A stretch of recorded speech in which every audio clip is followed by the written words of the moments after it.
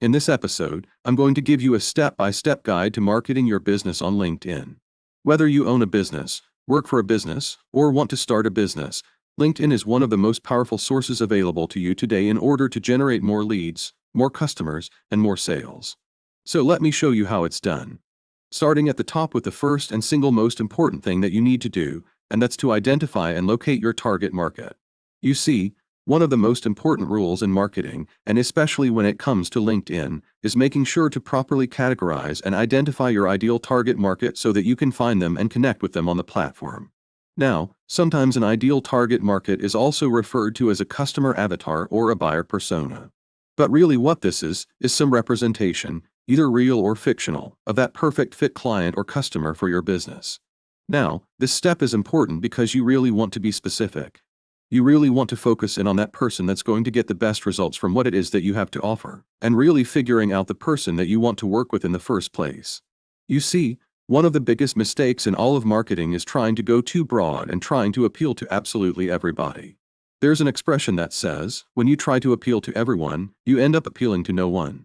And there's a reason for this, and that reason is when you try to appeal to everyone, when you go super broad with your messaging, you naturally have to water it down and make it a little more broad and a little more bland and a little more boring and generic. This means you don't get to highlight all of the pains and problems of your specific target market. You don't get to speak their language.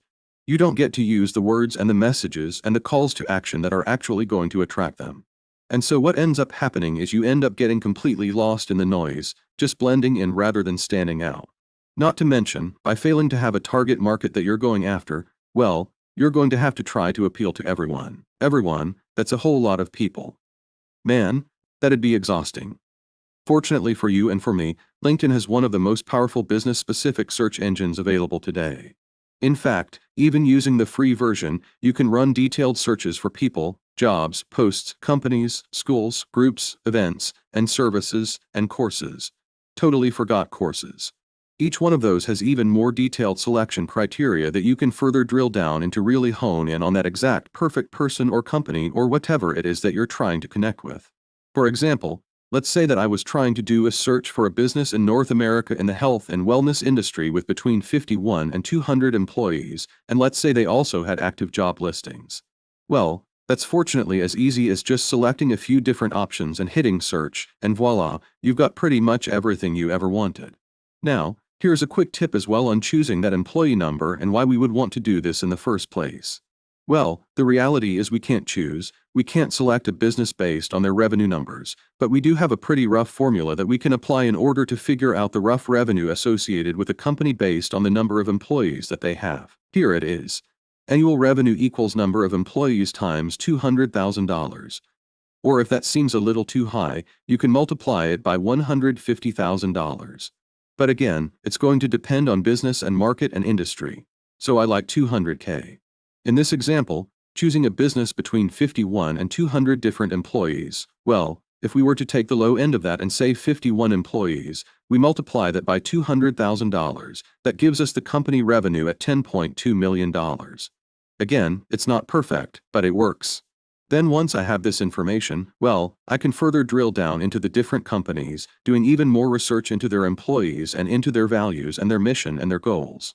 I can look at their website, I can look at all of their content, and really start to get a feel for this business as well as the industry at large.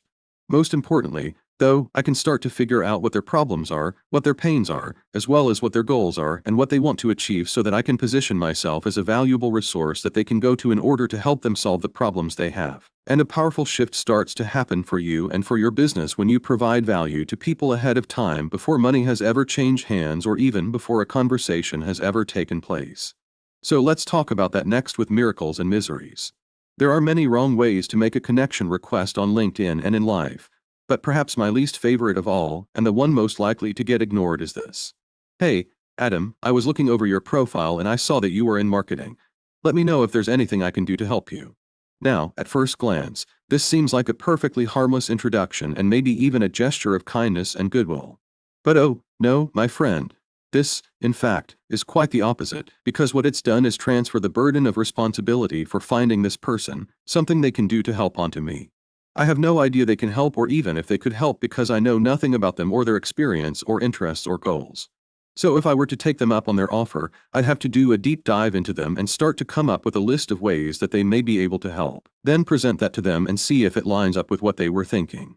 Obviously, this would take a ton of time and energy, and therefore, probably isn't going to happen. So the message gets ignored or deleted. So what's the alternative? When it comes to standing out on LinkedIn or any other social media platform for that matter, well, the reality is you need to do a few certain things in order to position yourself as someone different, someone more valuable, and someone that other people can rely on and go to when they need help. And the best way to do this is to start by addressing some of their concerns and some of their problems and some of the things that they want answers to through the use of miracles and miseries in your content. Their miseries are all of their fears and problems and pains and frustrations and all the things that they are trying to move away from, either as people and as employees in the company or as the business or company itself. Their miracles are the complete opposite of that. That's their goals, their dreams, their wants, their desires, all the things that they are working towards, their desired end state that they hope to achieve. So the questions to ask yourself are, what is your target market struggling with right now? What problems are they trying to solve? What goals do they have, both short-term and long-term? And what do they really want to accomplish or achieve in, let's say, the next 30 to 90 days? Ideally, something that you could help them with. For a very, very meta example, this episode right here on how to market yourself on LinkedIn is here to help you avoid the pains and the problems of not really knowing what the best practices are and what a good strategy is to better market yourself on LinkedIn. And ultimately, the miracles that it's trying to address is to help you grow your business, to get more clients or customers, to make more sales and to increase your revenue. In fact, my entire content strategy is and has been for the past 10 years to do pretty much exactly what I'm telling you to do right now. First, identify your target market. Then, create content that addresses their miracles and their miseries, and then get into the habit of showing up in front of them consistently over time, day after day, week after week, month after month, and possibly even year after year. Of course, creating this content is just one piece of the puzzle. It's a big piece, but it's one piece nonetheless, which is why the next step is making sure that all the rest of the pieces of the puzzle are in place so you can capitalize on all of the content and trust and goodwill that you've just built. This means creating a LinkedIn marketing funnel. If you're not familiar with the term, a marketing funnel is really just a way of visually representing the customer journey. Basically, people start at the top of the funnel and then they work their way down or through your campaign and messaging until ultimately a few come off the bottom as clients or customers. The top of the funnel is all about getting attention. The middle about increasing engagement and having someone raise their hand and self-select themselves as wanting to learn more. And then the bottom is all about conversion and turning the lead into a client or customer. Now, here's the thing. Every business has a marketing funnel, whether they are intentional about it or not. And the fastest and easiest way to identify what your current marketing funnel looks like is to reverse engineer your sales process, starting at the end with a customer making a purchase and then stepping backwards, asking yourself what needs to happen before that. For example, if the end goal is a purchase, well, what needs to happen before that? Let's say a phone call. So then what needs to happen before the call? And maybe it's to fill out an application for it. And then what needs to happen before that? And so on.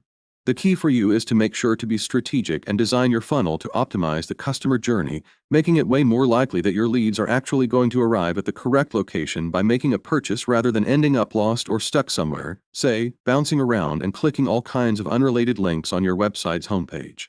Now, just like there are no two businesses exactly alike, there is no one-size-fits-all marketing funnel that's going to work exactly the same for every business and every market and every industry with the exact same set of customers or profiles that they are going after.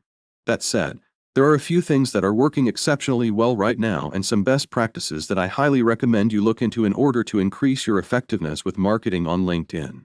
The first of which is making sure that you have a dedicated lead magnet available for download right there on your personal profile. Adding one is as easy as entering it in the featured section of your profile, and it'll allow you to easily collect email leads that you can follow up with later. A lead magnet like this would be considered gated content because it's content that hides behind a wall or a gate, I guess. And it requires someone to do something like enter their name and email address in order to receive that content. Ungated content, on the other hand, is the complete opposite. This would be all of the posts or the articles or anything else that you just publish to social media without requiring someone to get access in order to see it. Both are important, gated and ungated. the gated content to capture leads and to follow up with them later, and the ungated content to provide value in advance and to capture someone's interest and attention.